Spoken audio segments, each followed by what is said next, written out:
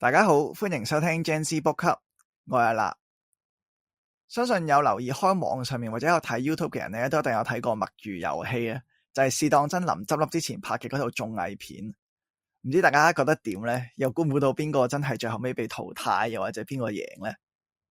我個人咧睇晒兩集咧，我都幾中意睇嘅。首先第一係個畫面好新鮮啦，因為真係你好少機會會見到唔同界別嘅藝人都 gather 埋一齊啦。即係以前電視見到嘅又有，歌手又有，或者而家一啲 YouTuber KOL 都有，所以成個畫面係十分之新鮮嘅。第二就係我覺得嗰個規模啊好大啊，同埋啲遊戲設計真係幾犀利嘅，即係喺咁有限嘅資源入邊拍到啲咁大 scale 嘅嘢，係一件十分之 impressive 嘅一件事嚟嘅。我當中都幾欣賞啲遊戲設計啦，我好中意，尤其是係好中意嗰個過三關掉豆袋嗰個遊戲，因為我好中意啲咧望落好簡單，但係原來佢中間有好多變化同埋有好多計算嘅嗰啲遊戲，所以我覺得嗰個係睇得我幾有趣嘅。除咗墨魚遊戲之外咧，我都好中意睇嗰啲要鬥策略啊、要用腦啊嗰啲真人 show 嘅嗰啲遊戲綜藝。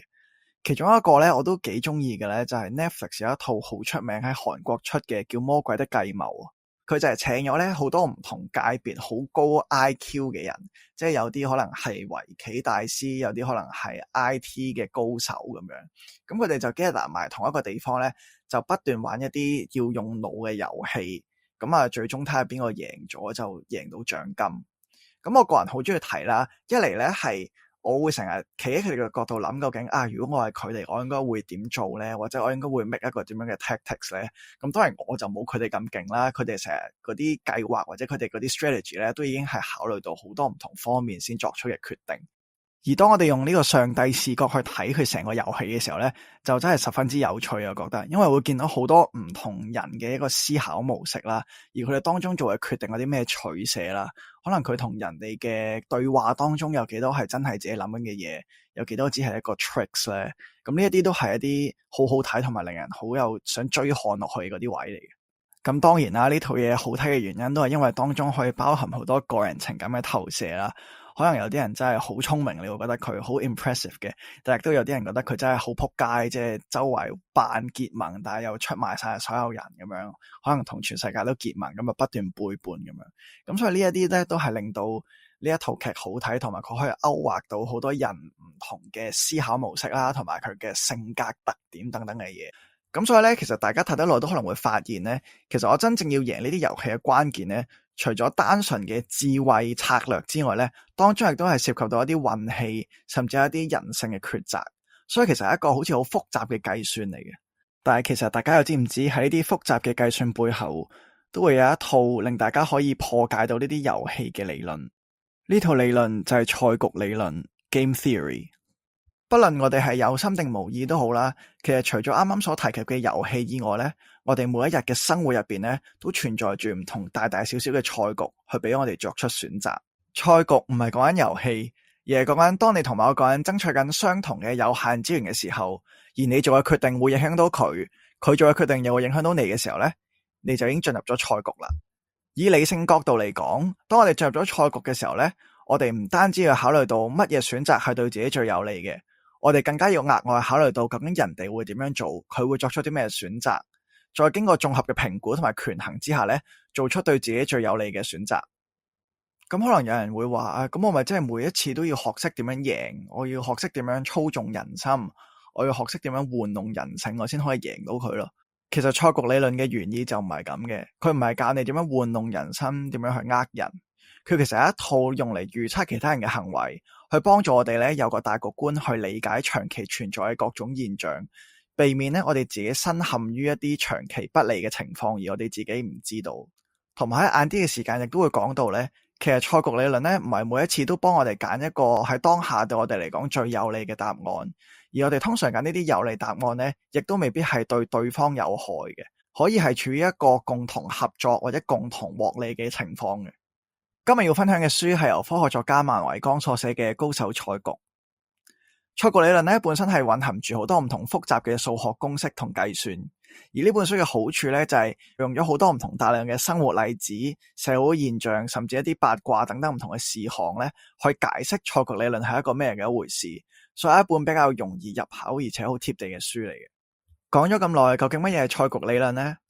要理解賽局理論，首先要理解佢嘅三大核心基礎概念。第一個係 Pareto Optimality 柏拉圖效率，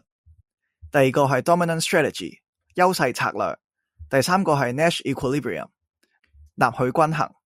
要解釋呢三大概念，我會用一個大家都應該聽過一個好經典嘅賽局理論例子囚徒困境嘅故事同大家講述。事緣就係有兩個小偷都被警察捉住咗，但係喺啲警察手上面並冇足夠嘅證據去證明佢哋犯罪，只可以靠佢哋兩個嘅口供。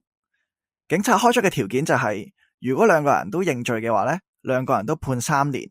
但係如果有一個人認罪，另一個人唔認嘅話咁認罪嗰個就算係立功，可以無罪釋放，而唔認罪嗰個人就要被嚴懲，就要被判罰5年。如果兩個人都唔認罪嘅話因為證據有限，兩個人都淨係判1年啫。重點就係警察會將佢哋兩個小偷分開2間房進行單獨審訊，亦即係話嗰兩個小偷係唔可以互相夾口供嘅。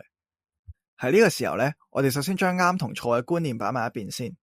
單憑用一個賽局策略嘅方法去幫呢兩個小偷分析佢哋而家嘅處境嘅話相信大家都好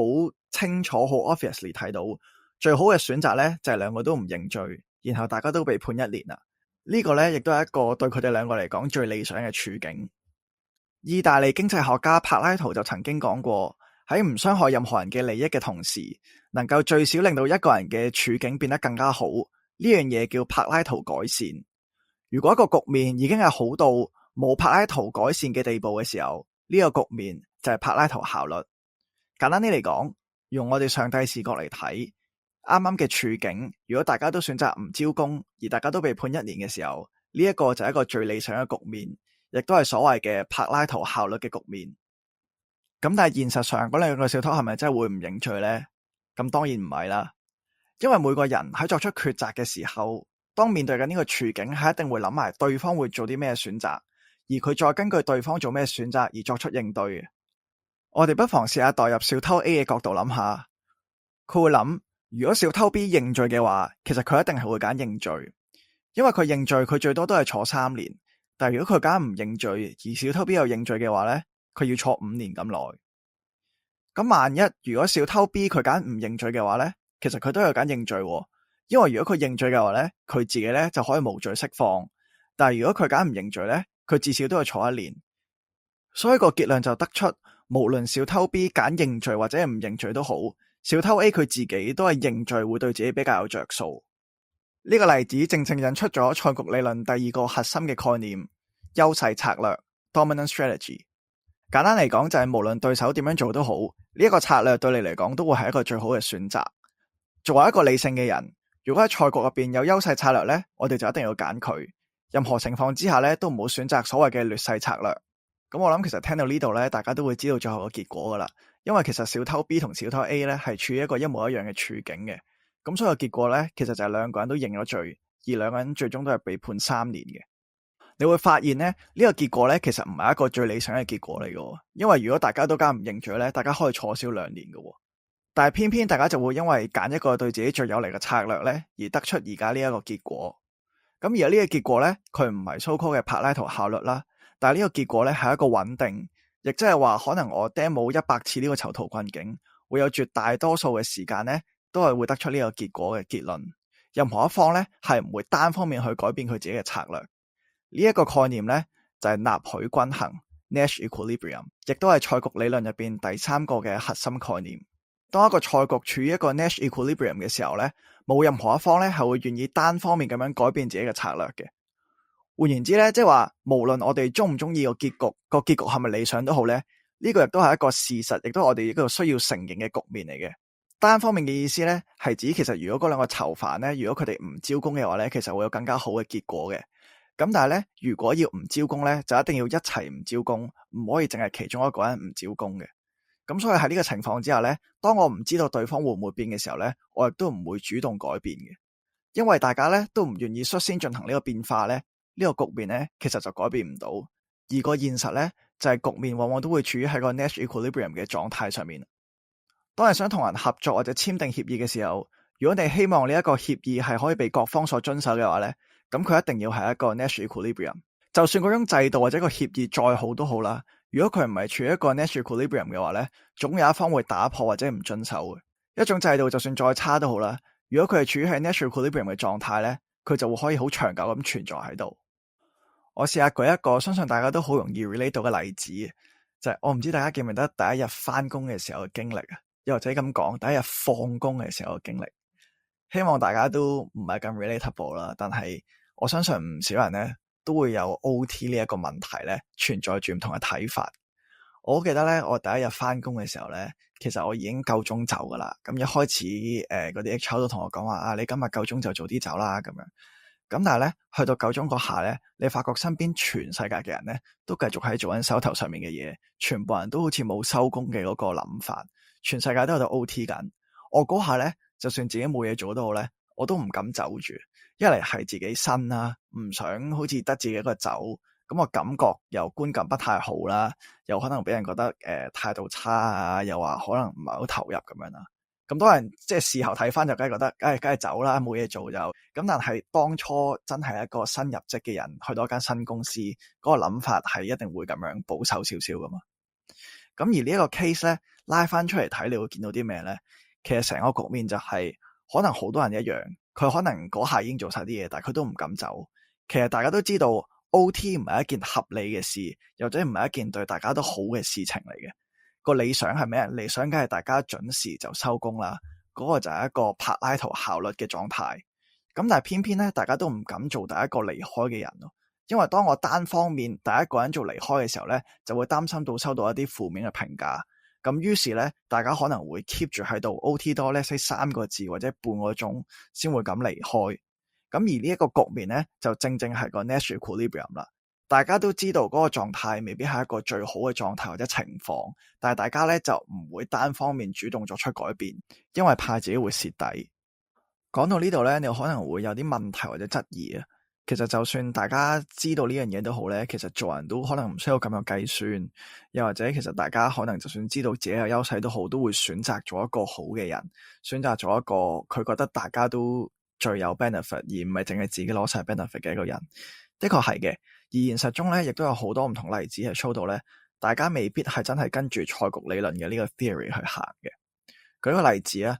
唔知大家咧有冇睇過 Split or Steal 呢個遊戲嘅？簡單嚟講咧，就係兩個人咧面前有筆獎金，